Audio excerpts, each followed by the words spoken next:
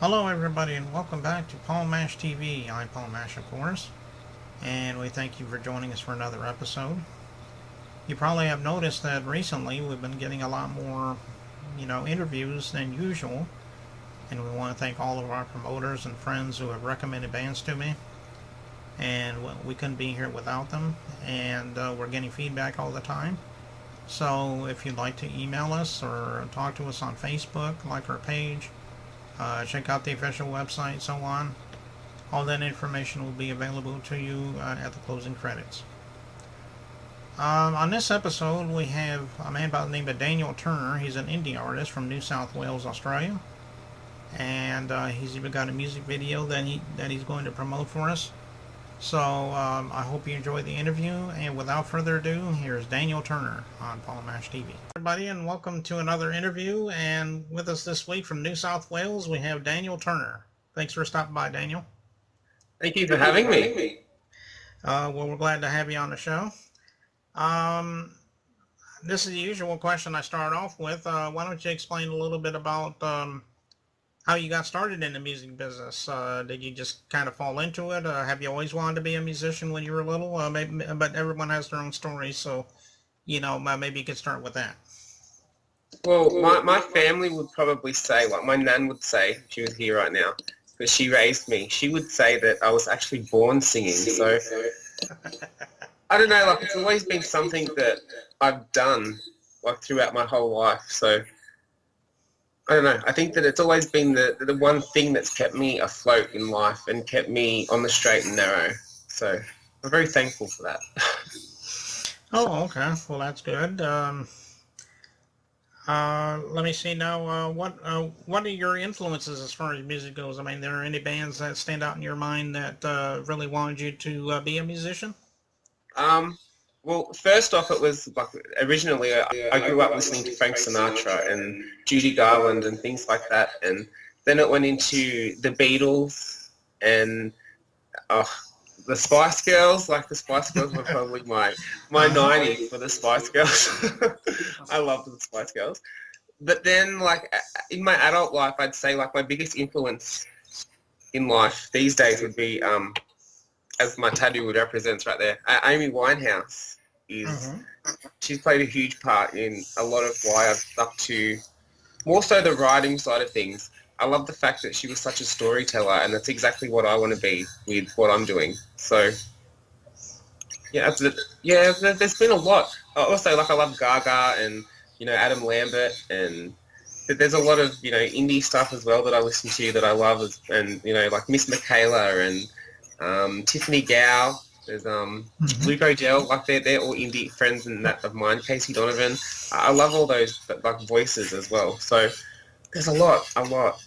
I take a lot of influence from a lot of different places.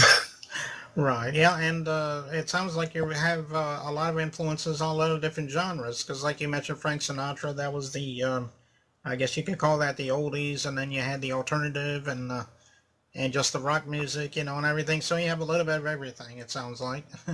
Yeah, definitely. Now I know you're just getting ready to come out with a new single. Bulletproof, I think, is the name of it. Yes, indeed. Okay. Maybe you could tell us a little bit about that song and what it means to you and so forth. Well, Bulletproof was written as like an anthem for the person out there that feels like that they can't because other people are telling them that they can't do it.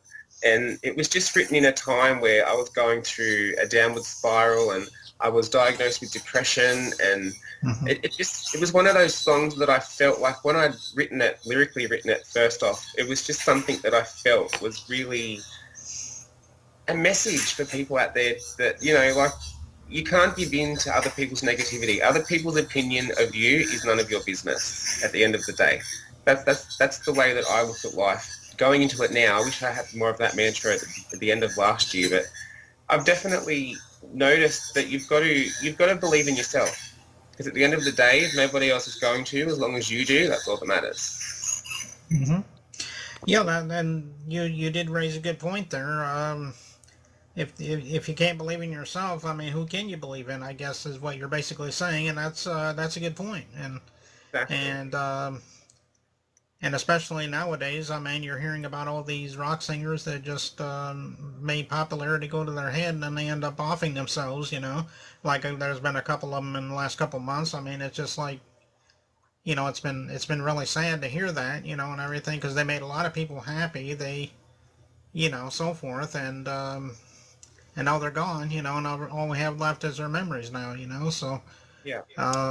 so I think that comes with a part of the job. You're so concerned about making other people's lives better and happy through your music that sometimes you forget to do that with your own. Like, I mean, I'm guilty of it as well. I think in every aspect of work and life, we all get to that point sometimes. But at the end of the day, you've got to take care of number one, and that's you.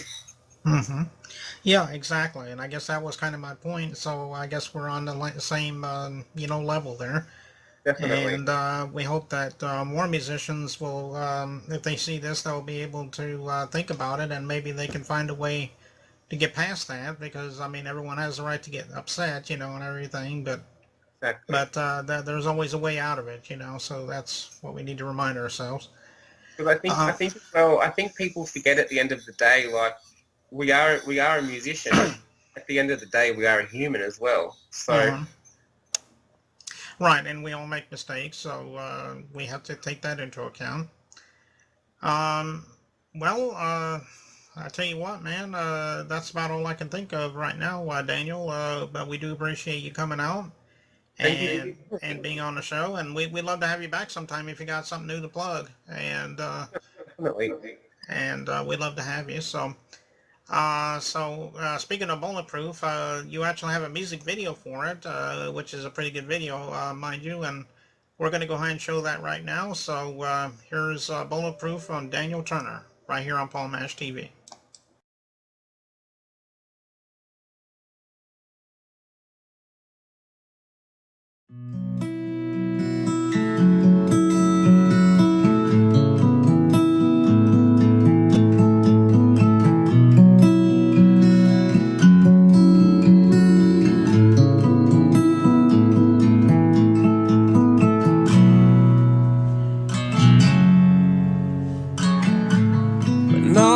People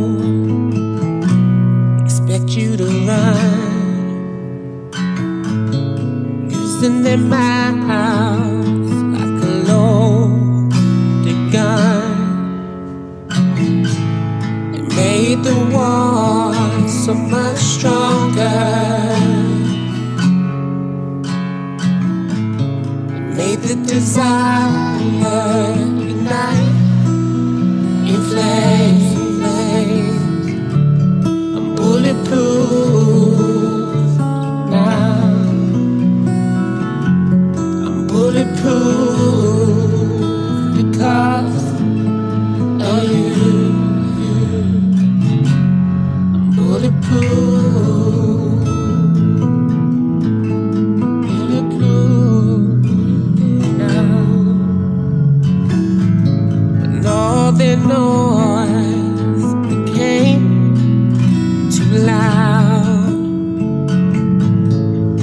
were like weapons, they aimed, they fired.